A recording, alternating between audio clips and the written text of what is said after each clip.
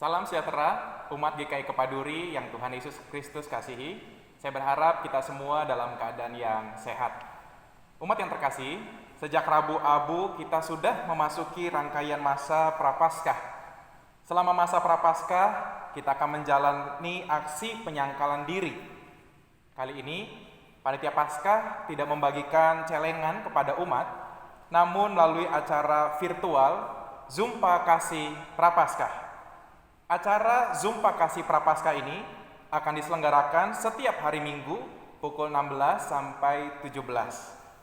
Apa yang akan kita lakukan di acara tersebut? Panitia Paskah akan mengundang seseorang yang terlibat dalam pelayanan kemanusiaan. Kita akan mendengarkan apa saja yang sudah mereka lakukan, apa saja pergumulan mereka, dan apa langkah-langkah selanjutnya. Nah, dalam kesempatan itu, kita dapat memberikan dana aksi penyangkalan diri kita ke rekening GKI Kepaduri atau melalui GoPay, OVO, dan Link, atau umat dapat menyerahkannya ke tata usaha pada saat jam kerja. Jangan lupa bubuhkan angka 21 dalam nominal donasi Anda, misalkan Rp100.021. Proses pengumpulan dana akan dilakukan selama 1 minggu. Sebagai contoh, esok hari kita akan mengundang Pendeta Amir Syarifuddin yang melayani di GKI Pamanukan. Beliau dan MJ GKI Pamanukan telah menjadi relawan bagi korban banjir. Maka donasi yang diserahkan mulai esok hari 21 Februari sampai dengan Sabtu 27 Februari akan diserahkan ke Majelis Jemaat GKI Pamanukan yang tentunya akan disalurkan kepada para korban banjir. Minggu depan 28 Februari kita akan berjalan-jalan ke kota Banjarmasin dan berjumpa dengan Pendeta Daniel yang menjadi relawan di sana. Maka donasi yang diserahkan mulai tanggal 28 Februari sampai dengan 6 Maret akan diserahkan untuk penanganan korban bencana alam di Banjarmasin. Saudaraku, seberapapun donasi yang diberikan, jika dengan tulus hati, pasti akan Tuhan pakai untuk menjadi berkat bagi yang membutuhkan. Sampai jumpa dalam acara-acara Zumpa Kasih Prapaskah. Salam sehat, Panitia Paskah 2021. Tuhan memberkati.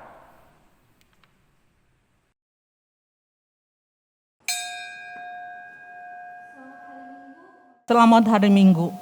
Umat yang terkasih, firman Tuhan pada hari ini akan disampaikan oleh Pendeta Daud Sevinay Baho dengan tema Kasih Setia Allah kepada ciptaannya. Marilah kita siapkan hati kita untuk menyembah Tuhan. Mari kita bersaat teduh.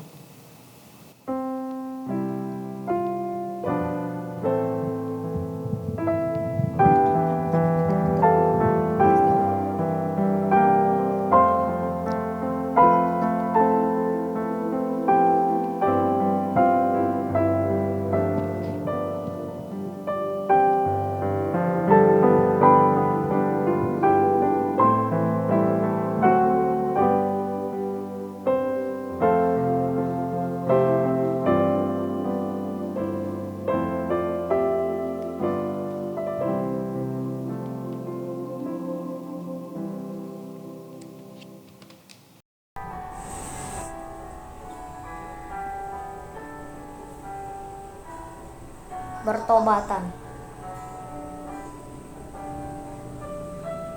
Oh manusia, mengapa engkau tidak bertobat? Padahal Yesus sudah mati bagi kita dan sudah menebus dosa kita. Mengapa kita tidak merasa kasihan bagi Dia yang sudah mati dan rela berkorban bagi kita?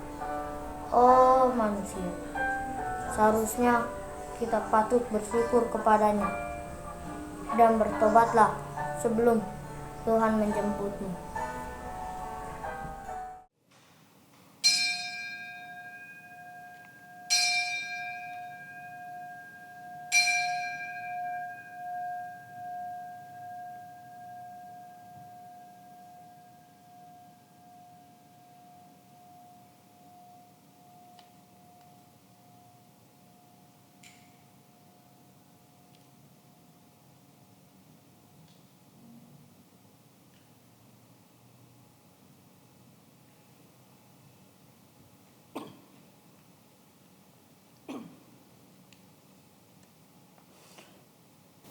Umat yang terkasih dalam Kristus, di gereja, di rumah, maupun di rumah sakit, kita semua dipersatukan di dalam persekutuan dengan Roh Allah.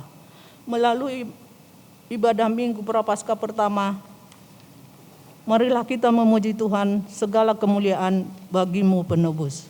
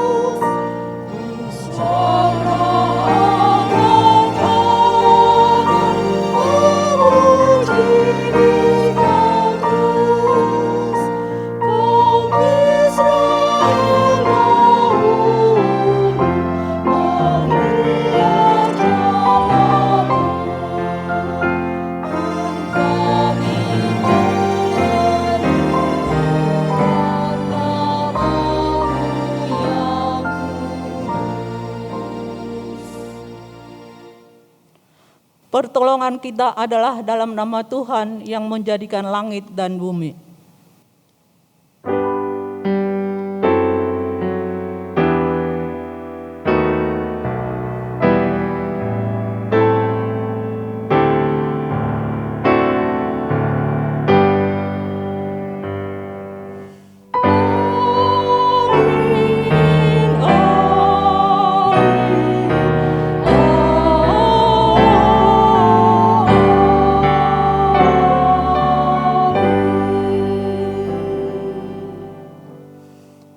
Tuhan besertamu. Tuhan besertamu juga. Umat yang terkasih, tanpa terasa kita sudah memasuki Minggu Prapaskah yang pertama. Meski situasi belum membaik, tetapi kita boleh bersyukur karena vaksin sudah diproduksi dan perlahan-lahan kita telah beradaptasi untuk tetap hidup di tengah-tengah pandemi ini. Ketika kita menengok ke masa yang lalu, kita melihat bahwa ada banyak hal yang telah berubah. Namun ada satu hal yang tinggal tetap sampai hari ini, kasih setia Allah kepada kita semua ciptaannya. Marilah kita kembali menaikkan pujian, segala kemuliaan bagimu penebus.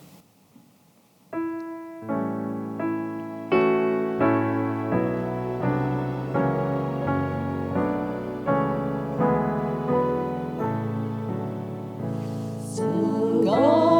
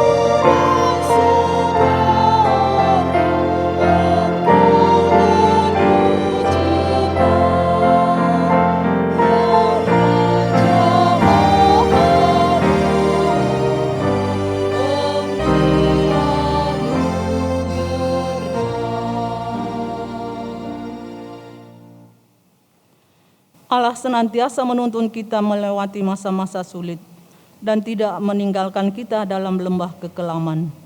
Meski seringkali apa yang kita lakukan tidak sesuai dengan kehendak-Nya, Ia tetap setia. Mari sejenak kita merenungkan dan mengakui segala dosa dan kesalahan kita di dalam doa pribadi.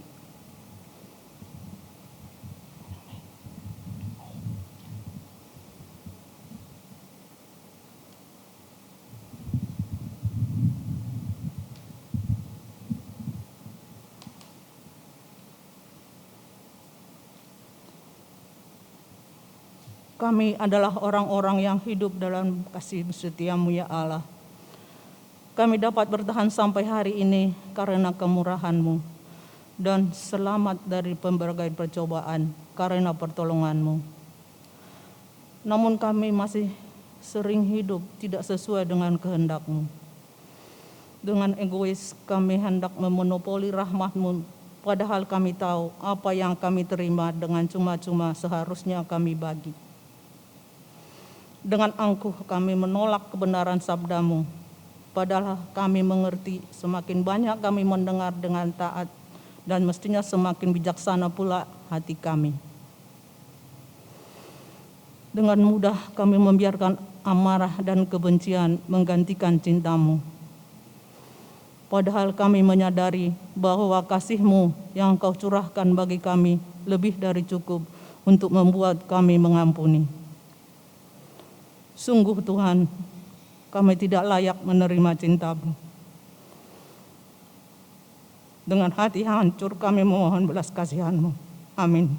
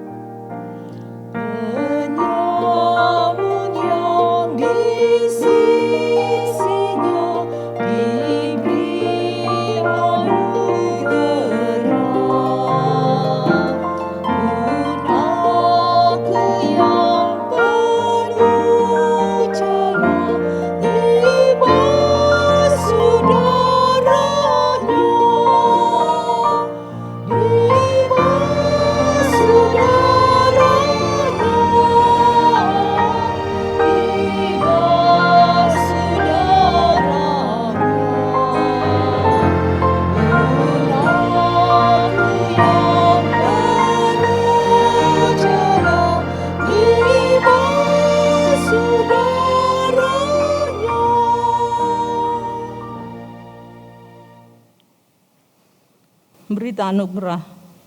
Dengarkanlah berita anugerah dari Tuhan yang terambil dari Roma 8 ayat 38 sampai 39 yang berkata, sebab aku yakin bahwa baik maut maupun hidup, baik malaikat-malaikat maupun pemerintah-pemerintah, baik yang ada sekarang maupun yang akan datang, atau kuasa-kuasa, baik yang di atas maupun yang di bawah, ataupun sesuatu makhluk lain, tidak akan dapat memisahkan kita dari kasih Allah yang ada dalam Kristus Yesus Tuhan kita. Demikian berita anugerah dari Tuhan. Syukur kepada Allah. Damai Tuhan besertamu. Damai Tuhan besertamu juga.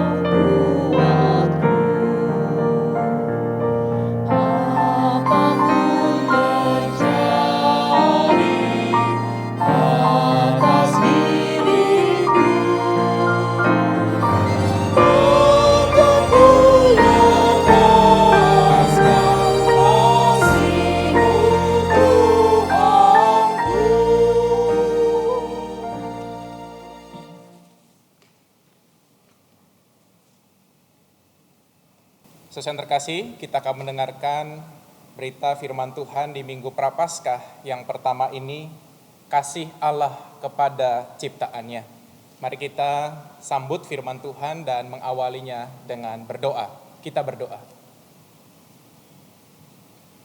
Meski zaman berubah, meski tantangan terus kami hadapi, satu hal yang kami yakini ya Bapa, kasih Allah kepada kami tidak akan pernah lekang.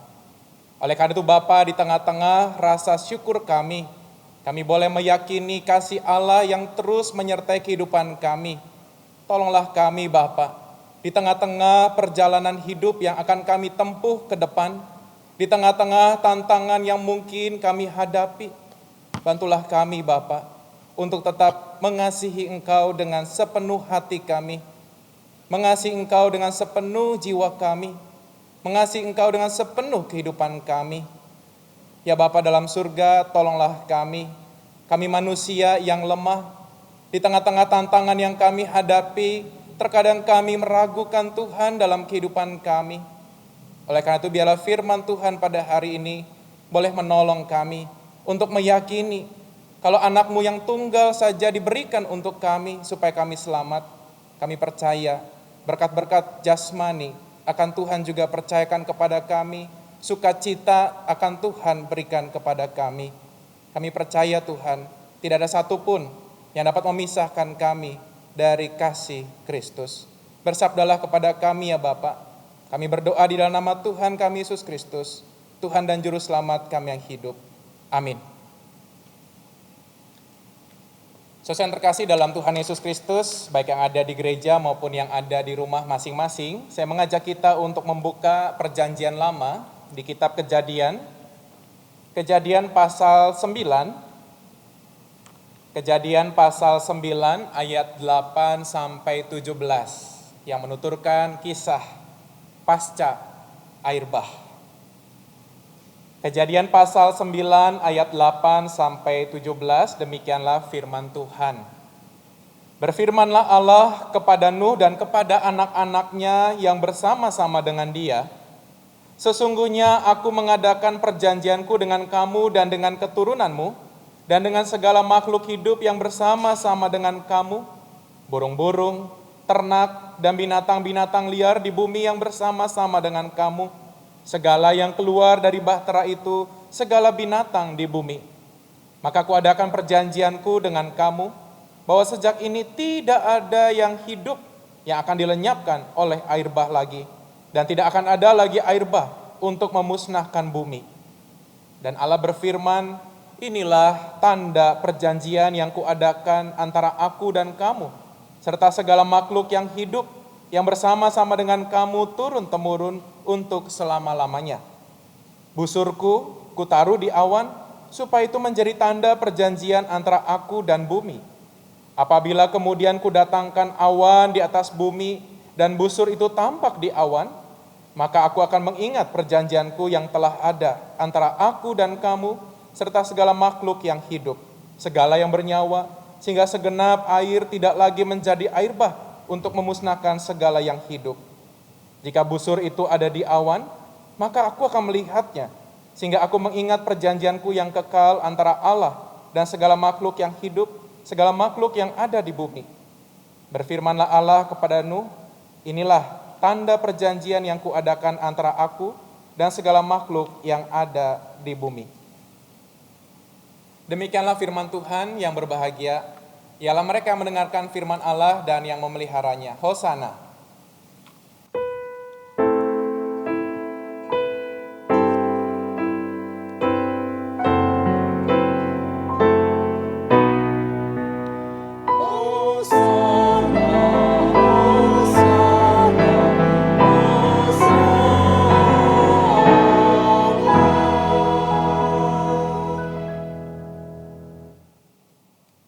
Saudara yang terkasih, beberapa waktu lalu kita menyaksikan berbagai berita bencana alam yang menimpa saudara kita. Ada gempa bumi, tanah longsor, banjir bandang, angin puting beliung, letusan gunung berapi. Dan kita tahu Bapak Ibu tidak hanya kerugian secara material yang dialami oleh saudara-saudara kita, tetapi juga kehilangan orang-orang yang sangat dikasihi. Dan tidak sedikit korban bencana alam mengalami stres pasca bencana. Dan stres ini yang kemudian ditandai dengan beberapa gejala, misalkan kejadian buruk yang selalu melintas di pikirannya. Mungkin dia mengalami kesulitan tidur, mungkin dia mengalami khawatir akan menghadapi situasi buruk yang serupa. Jangan-jangan nanti besok ada gempa susulan. Jangan-jangan nanti longsornya menimpa rumah saya. Atau mungkin juga tempat di mana dia bernaung di kemah pengungsian.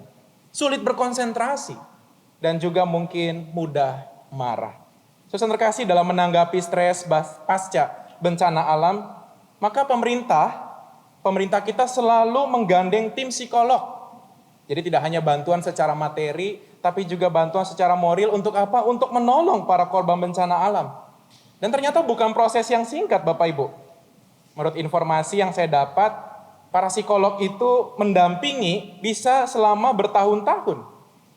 Seorang psikolog, Jackie Vimilawati, seorang relawan, seorang psikolog, menuturkan bahwa ia dan rekan-rekannya menghabiskan waktu kurang lebih 3 tahun mendampingi para korban bencana alam ketika terjadi tsunami di Aceh. 3 tahun ia dan teman-temannya mendampingi. Dan dia menuturkan bahwa tragedi yang menimpa para korban membuat para korban trauma. Di dalam lubuk hati mereka yang paling dalam, para korban berharap bencana alam itu tidak terjadi lagi. Kita bayangkan Bapak Ibu ketika kita ada dalam situasi itu, lalu kemudian air sudah mulai surut ataupun belum surut, kita melihat ada banyak jenazah yang menggendang, yang ada di permukaan air, dan kita melihatnya itu setiap hari sampai tim SAR mungkin menolong kita. Ada rasa takut, ada rasa trauma. Mungkin nanti ada gempa susulan, mungkin nanti ada banjir bandang yang menyusul. Sesuai yang terkasih, dalam rasa khawatir mereka butuh satu jaminan. Saya bayangkan kalau kita juga jadi mereka, ada satu hal yang mereka butuhkan, jaminan. Apa yang bisa menggaransi supaya kami tidak mengalami hal yang sama lagi. Dan ini juga yang seringkali diungkapkan oleh para pengungsi. Apa jaminannya? Bagaimana pemerintah menjamin kami supaya tidak ada lagi bencana alam? Tapi yang namanya manusia, Bapak Ibu ya, siapa sih yang bisa mengendalikan alam yang begitu luar biasa? Dan tidak jarang sesudah bencana alam yang satu muncul atau disusul bencana alam lanjutan. Saudaraku, saya mengajak kita, mari kita membayangkan kalau kita jadi Nuh. Ketika kita menjadi Nuh lalu melihat bencana alam yang amat dahsyat. Tidak sekadar tsunami, tetapi ini air bah yang menggenangi bumi, menewaskan seluruh makhluk hidup. Bapak Ibu kira-kira bahagia nggak? Meskipun Bapak Ibu yang hanya Bapak Ibu dan keluarga yang selamat. Pak Roni bahagia nggak? Bu, kita nggak akan bahagia. Dan memang ini nggak dicatat dalam Alkitab. Tapi mari kita bayangkan kalau kita jadi Nuh. Ketika mungkin di dalam perjalanan menggunakan bahtera. Dan kemudian kita melihat setiap pagi, itulah hiasan-hiasan mayat yang kemudian jenazah-jenazah yang mengapung. Meski Nuh dan keluarga kecilnya selamat, saya yakin Nuh menghadapi trauma pasca bencana. Saya yakin Nuh tidak sepenuhnya bahagia karena memang hanya keluarganya yang selamat. Pasti ada perasaan sedih, pasti ada perasaan galau selama berada di bahtera. Saya yakin Nuh juga khawatir, mungkin bencana yang sama akan terjadi di masa mendatang. Mungkin Tuhan akan murka lalu menjatuhkan air bah. Kalau saya jadi Nuh, saya akan meminta Tuhan, jamin, tolong jamin bencana alam seperti ini jangan menimpa bumi lagi. Tuhan tolong jamin supaya air bah ini tidak terjadi lagi. Dan rasanya itu menjadi doa kita juga Bapak Ibu ya. Ketika COVID melanda kita hampir setahun ya. 14 Februari itu yang kasus pertama berjumpa dengan seorang warga negara asing di sebuah restoran, itu kan 14 Februari. Hampir setahun. Terus yang terkasih doa kita supaya COVID-19 ini jangan lama-lama bertengger di bumi Nusantara bahkan di dunia ini. Kalaupun sudah berakhir jangan sampai kembali lagi. Saya yakin itulah doa kita. Terus yang terkasih di tengah situasi manusiawi yang mungkin tidak dicatat dalam Alkitab kita. Tetapi Tuhan menyatakan janjinya. Tuhan menggaransi, Tuhan menjamin Nuh dan juga bumi di mana Nuh akan tinggal.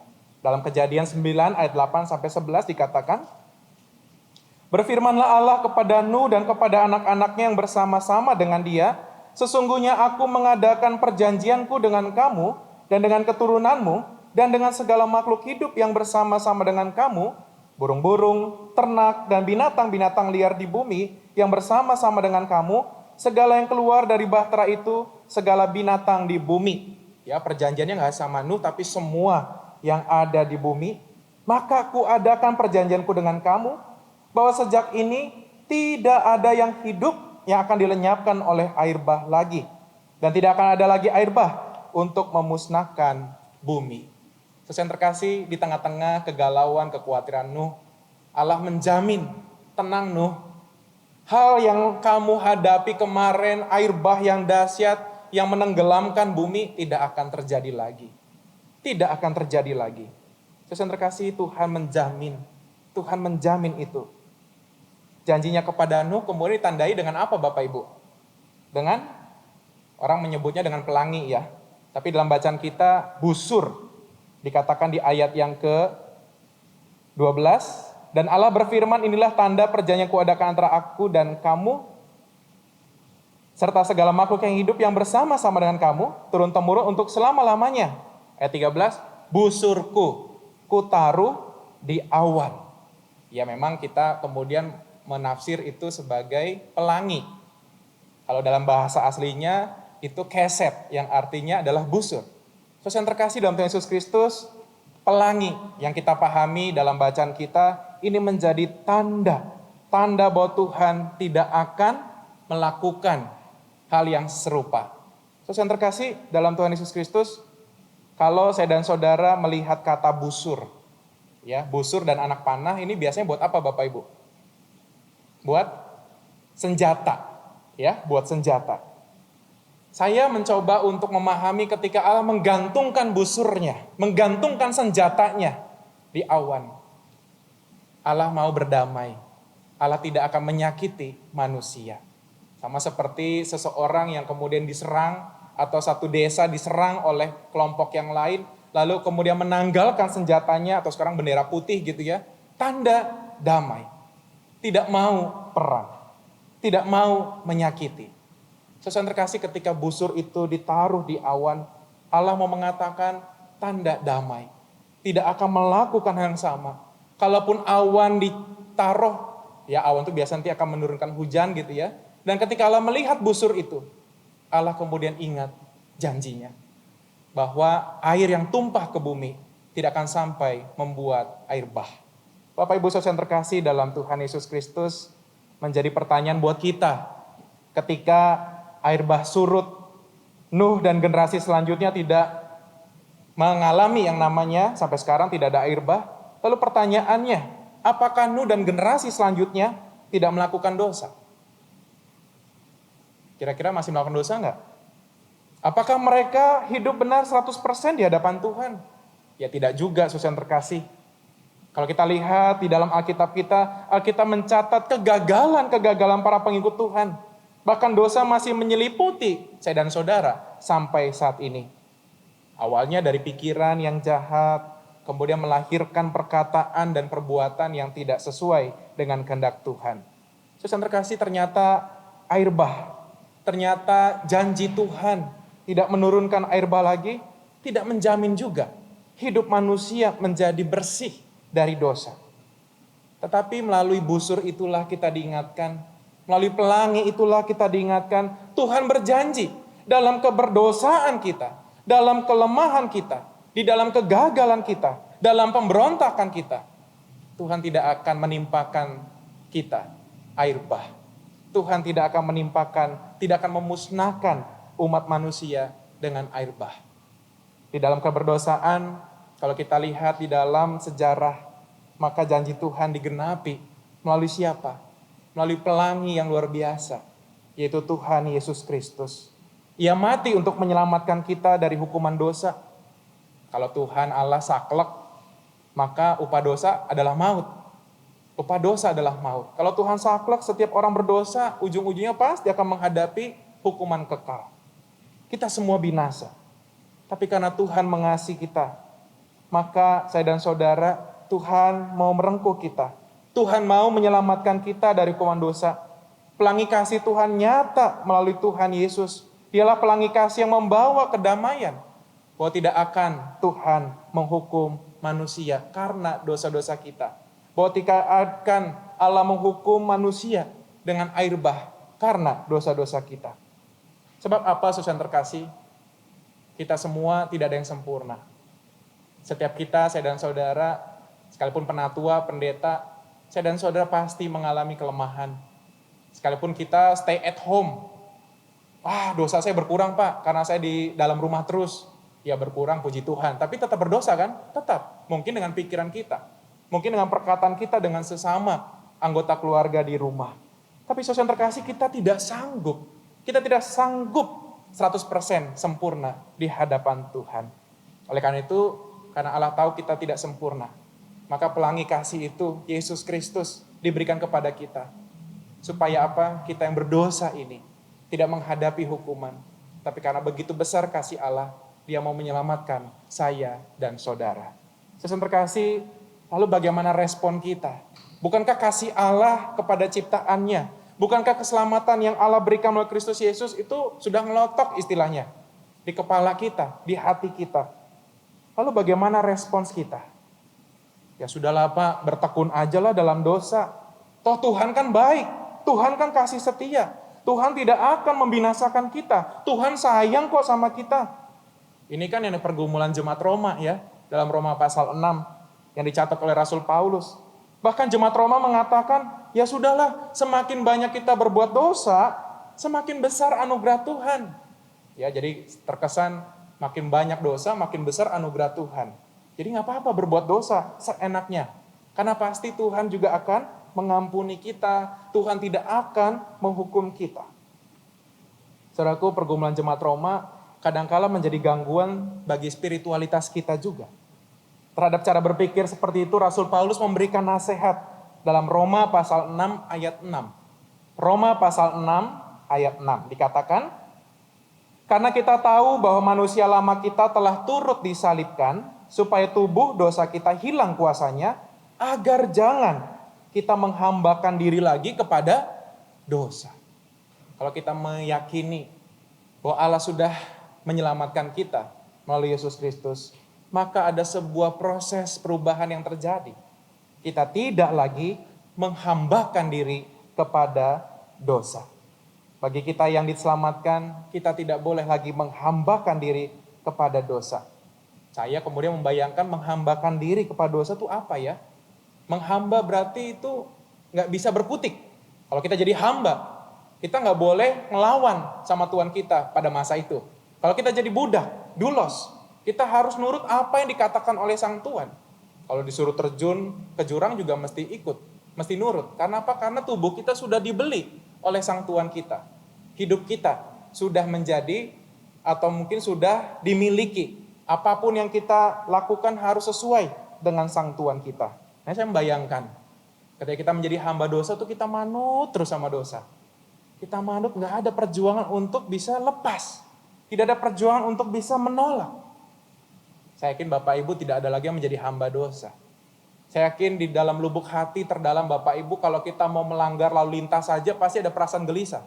Betul ya? Kalau mau nerobos lampu merah, pasti ada perasaan gelisah. Teman-teman yang PJJ di rumah, pembelajaran jarak jauh, meskipun guru nggak tahu apa yang teman-teman lakukan, rasanya kalau mau nyontek itu kok ada perasaan gelisah. Pesan terkasih inilah membuktikan bahwa kita memang tidak bisa menjadi hamba dosa. Ada keinginan untuk bisa lepas dari cobaan, dari godaan. Pesan terkasih, memang kita tidak akan pernah bersih dari dosa. Tapi satu hal yang membedakan ketika kita merespon kasih Allah dalam diri Yesus Kristus yang sudah menjadi pelangi kasih, yang menyelamatkan saya dan saudara, maka kita mau berjuang. Kita mau berjuang, tidak mau menjadi hamba dosa. Kita mau berjuang di tengah-tengah ada godaan untuk melakukan yang jahat. Kita mau lawan godaan itu. Kita berjuang menolak perbuatan dosa. Terus yang terkasih, satu kali ada seorang murid mendatangi gurunya. Si murid ini mengeluh kalau kehidupan rohaninya itu selalu buruk, selalu gagal melakukan yang baik. Kemudian sang guru berkata, muridku, di setiap hati manusia itu ada 2 ekor anjing yang tinggal di dalamnya. Di setiap hati manusia ada 2 ekor anjing yang tinggal di dalamnya. 1 anjing yang baik, 1 anjing yang jahat. Lalu si murid bertanya, "Guru, anjing mana yang akan menang?" Sang guru menjawab, "Anjing yang paling sering kamu beri makan, itulah yang akan menang."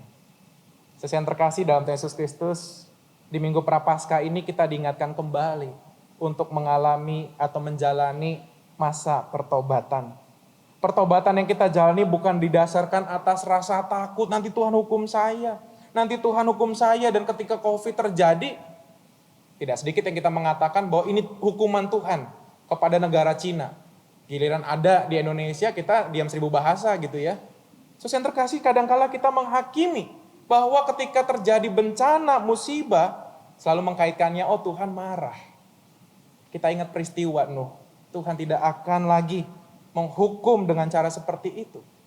Kalaupun ada terjadi, seharusnya kita menjadi mawas diri, bukan?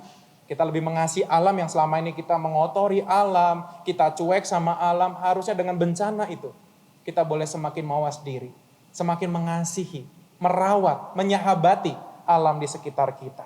Kita menjalani hukum Tuhan bukan karena kita takut kepada Tuhan, tapi didasarkan atas cinta.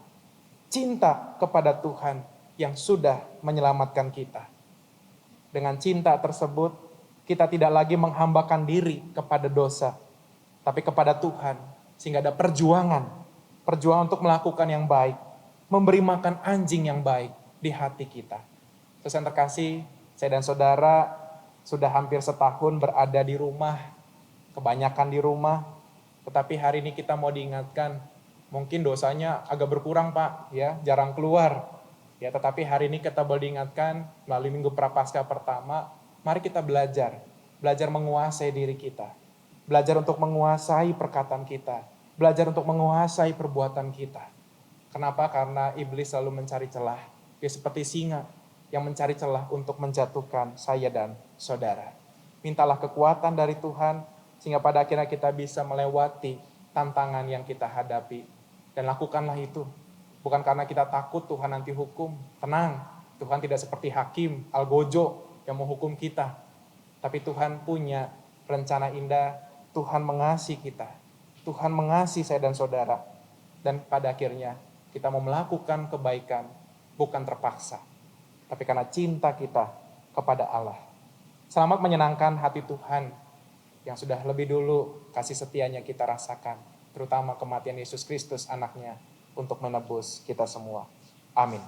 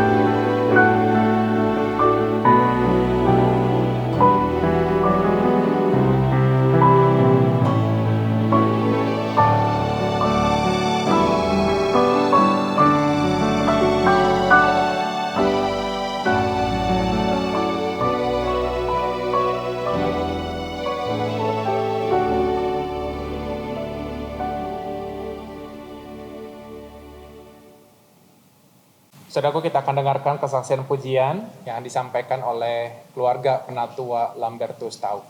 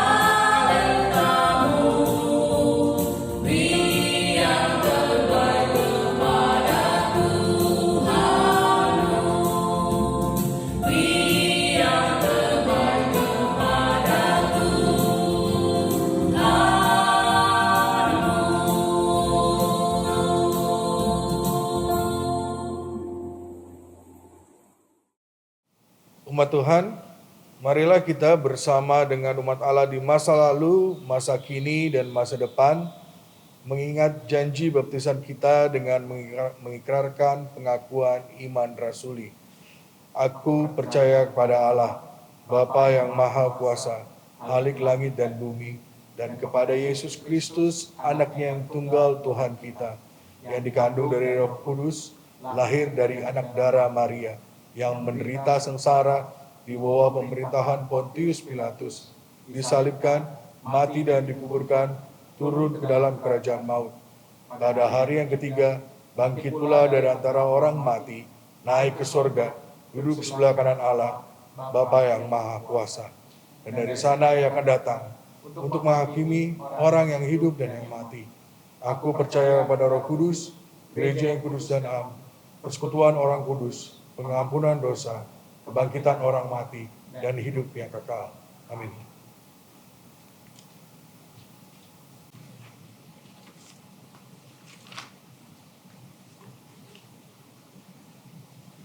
Saudaraku, mari kita masuk di dalam doa syafaat.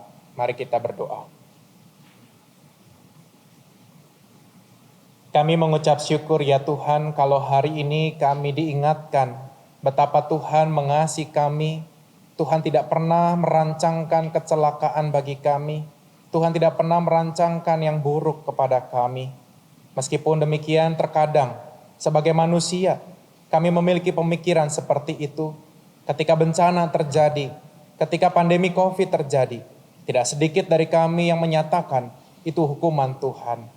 Bapa dalam surga, ajarlah kami untuk kami boleh tetap berpikir positif secara iman kami, sehingga di dalam peristiwa yang kami hadapi sekalipun itu tidak baik, kami boleh percaya bahwa Allah turut bekerja mendatangkan kebaikan bagi kami semua. Bapa dalam surga, ampunilah kami juga kalau selama ini seringkali kami mengkaitkan bencana alam dengan hukuman Tuhan yang menimpa saudara kami. Ampunilah kami ya Bapa, karena kami tidak berhak untuk menjadi hakim bagi sesama kami. Bila melalui Minggu Prapaskah ini kami tidak disibukkan untuk menghakimi sesama kami ya Bapa, tetapi dengan kerendahan hati kami boleh menyadari betapa kami juga berdosa di hadapan Tuhan dan juga sesama kami. Karena itu bantulah kami Bapa, supaya kami dapat merenungkan kehidupan kami dan kami dapat menata kehidupan kami. Kami boleh menjadi orang yang lebih baik lagi daripada hari yang kemarin. Kami boleh menyatakan hidup pertobatan meskipun itu tidak mudah. Tapi kami percaya Tuhan memampukan kami. Dan biarlah kami boleh melandasi pertobatan kami. Bukan karena kami takut kepada Tuhan dalam artian Tuhan akan menghukum kami. Tapi kami boleh melakukannya karena kami menghormati Tuhan, kami boleh mencintai Tuhan, dan biar itu menjadi dasar perbuatan kami, supaya kami melakukan kebaikan bagi sekitar kami. Bapa dalam surga, kami menyadari situasi yang kami hadapi tidaklah mudah. Pandemi COVID-19 terkadang membuat hati kami mudah bersungut-sungut. Pandemi COVID-19 terkadang membuat relasi kami dengan orang-orang yang kami kasihi menjadi hambar, meskipun kami banyak di rumah, tapi kadangkala kami lebih sering menyakiti hati mereka. Ketika kami menghadapi anak cucu kami dalam pembelajaran jarak jauh, kami kadangkala tidak sabar untuk mendampingi mereka. Ya Bapa dalam surga, bantulah kami supaya pertobatan itu boleh muncul melalui diri kami sendiri, mulai dari keluarga kami sendiri. Sehingga pada akhirnya ketika kami pergi keluar rumah, kami boleh memancarkan hidup pertobatan di tengah-tengah lingkungan yang lebih luas lagi. Bapa dalam surga, kami juga saat ini berdoa untuk mereka yang menghadapi situasi yang tidak baik. Pekerjaan yang mungkin berada di dalam ambang yang tidak baik, ketika pemasukan juga berkurang, sementara pengeluaran terus bertambah. Tuhan, kami berdoa bagi mereka yang sakit, mereka yang terpapar COVID. Tuhan juga yang boleh mendampingi mereka melalui keluarga dan juga para medis. Tuhan dampingi juga mereka yang berduka karena keluarga yang mereka kasihi meninggalkan dunia ini karena COVID. Bapa dalam surga, dalam situasi yang tidak mudah ini, kami diingatkan melalui kebaktian Rabu Abu bahwa kami sejatinya adalah abu dan debu. Oleh karena itu Bapa, dalam kelemahan kami juga ditunjukkan bahwa kami rentan terhadap penyakit bahkan kematian. Kami rentan terhadap virus corona. Dan pandemi membuat kami untuk belajar bergantung tidak lagi kepada kekayaan kami. Bergantung tidak kepada nama baik kami, tetapi terus bergantung kepada Tuhan. Kami percaya Tuhan, melalui pandemi ini ada banyak hal positif yang boleh kami pelajari, yang memperkuat iman kami. Oleh karena itu Bapak, tolong kuatkan kami di tengah-tengah perjuangan kami. Kami juga berdoa Tuhan untuk gerejamu, GKI Kepaduri secara khususnya. Ada banyak kegiatan yang kami tidak lakukan di gereja ini. Kami rindu untuk bisa beribadah kembali. Tapi kami percaya Tuhan, di tengah-tengah rasa khawatir kami, entah sampai kapan pandemi ini berakhir, tapi kami yakin Tuhan akan memberikan waktu yang terindah, sehingga kami dapat bersekutu kembali. Oleh karena itu Bapa, kami juga berdoa ketika pemerintah kami memiliki niat baik untuk memberikan vaksin kepada warganya. Bantulah setiap proses yang ada, sehingga kami warga negara Indonesia, bahkan seluruh dunia ini, kami boleh mendapatkan vaksin itu, sehingga kami boleh mendapatkan imun dari virus corona. Bapa dalam surga, kami teringat juga pada saat ini, saudara kami yang tidak bisa beribadah secara virtual karena keterbatasan tubuhnya. Kami berdoa Tuhan sembuhkanlah, Tuhan kuatkanlah Ibu Sinta Sutardi, Ibu Mariati Chandra, Saudari Areta, Bapak Yaya Wangsa Saputra, Ibu Tili Kurniawan, Bapak Yevons, Ibu Anikta, Bapak Cendana Wiraya, Om Alinda Tandayu, Bapak Heri Setiawan, Ibu Susan Setiawan, Bapak Karel Katusiktimu, Ibu Isnarti Hananto, Bapak Winardi Chandra, Bapak Samhudi Chandra, dan juga saudara kami yang mungkin tidak kami sebutkan pada saat ini, tapi kami ingat mereka dalam hati kami. Tuhan, sembuhkanlah mereka. Kami juga teringat Bapak, untuk saudara kami yang berulang tahun, karuniakanlah kepada mereka kekuatan iman, kesehatan jasmani dan rezeki yang daripada Tuhan. Kepada Ibu Lis Indiani Halim, Saudara Bernard, Bapak Manuel Firdo, Paat, Ibu Yanti Sutowijoyo, Shaun Robin, Ibu Pupawati Suwarna, Bapak Mario Ferdinand Mamahit, Bapak Sarmidianto, Ibu Ratna Prayoga, Ibu Melivia Limurti, Ibu Vera Fanti Sibi, Saudari Magdalena Latumenten, Ibu Jennifer Yonatan, Saudari Rina Evianti Wijaya, Bapak Yohanes Tinambunan, Ibu Eli Tarliman, Ibu Lydia Min Harapan, Saudari Vera El Simanungkalit, Penato Michelle Franciscus Surya, dan Bapak Munasto Depari. Kami serahkan mereka dalam tangan pengasihan Tuhan, dan kami percaya Tuhan akan memberikan yang terbaik untuk mereka. Ya Bapa dalam surga, inilah doa kami, inilah harapan kami, dan juga pergumulan yang kami bawa. Ke dalam nama Tuhan kami, Yesus Kristus, yang kami yakini mendengarkan doa-doa kami, dan akan mengabulkan seturut dengan kehendak-Nya. Dan kami akan mengakhiri doa kami, melalui doa yang Tuhan Yesus pernah ajarkan kepada para murid-Nya, Bapa kami.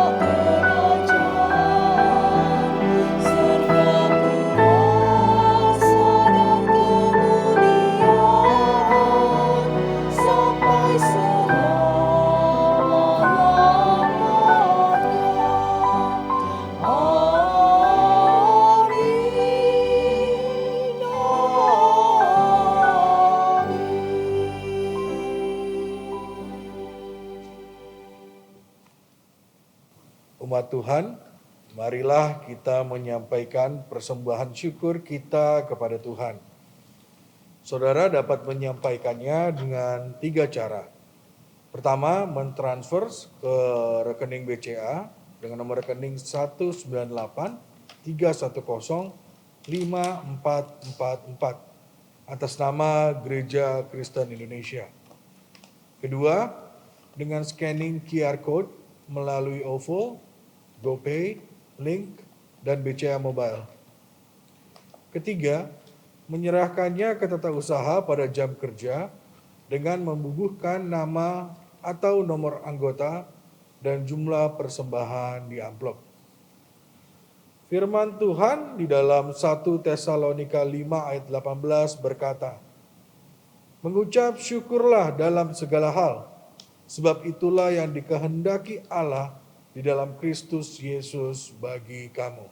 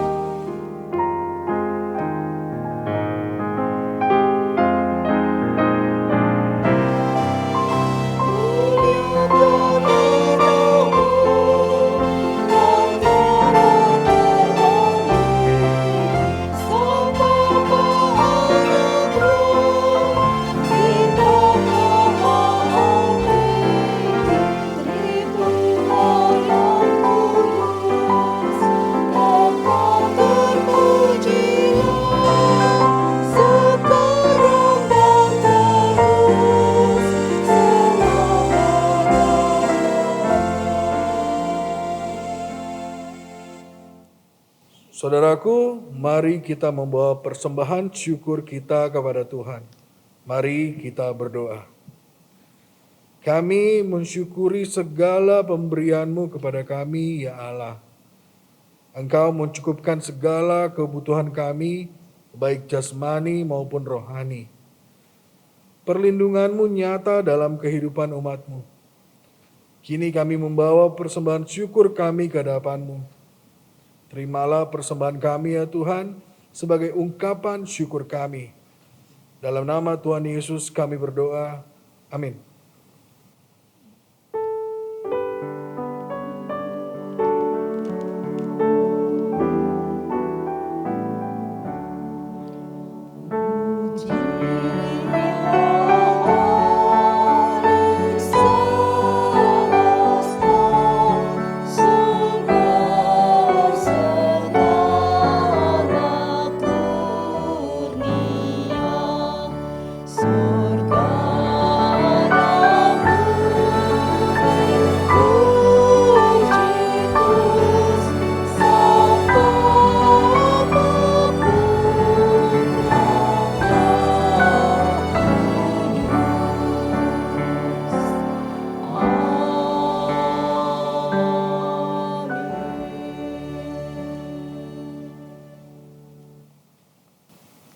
Saudaraku, kita adalah anak-anak Allah yang dilimpahinya dengan kasih setia. Hiduplah di dalam kasih setia Allah, sebab Allah telah rela mengorbankan anak tunggalnya demi manusia ciptaannya. Maka bangkitlah dari abu tanda keberdosaanmu, nyatakan yang terbaik dalam hidupmu kepada Tuhan Allah kita.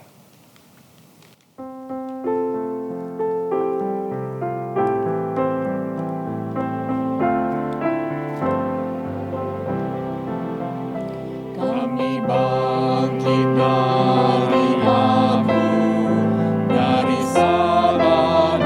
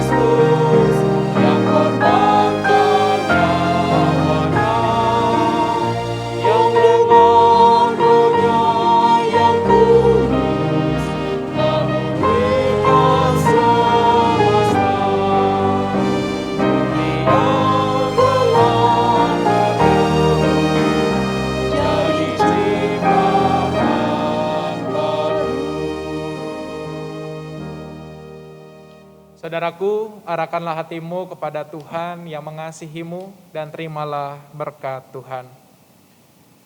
Kiranya Allah sumber cinta kasih kekal, Kristus Sang Penebus yang memulihkan dunia, serta Roh Kudus Sang Sahabat yang berdiam dalam hati kita, memenuhi hati kita dengan kasih setia, pemulihan, dan persahabatan, serta memampukan kita untuk memancarkannya melalui diri dan hidup kita, mulai hari ini sampai selama-lamanya. Hosana.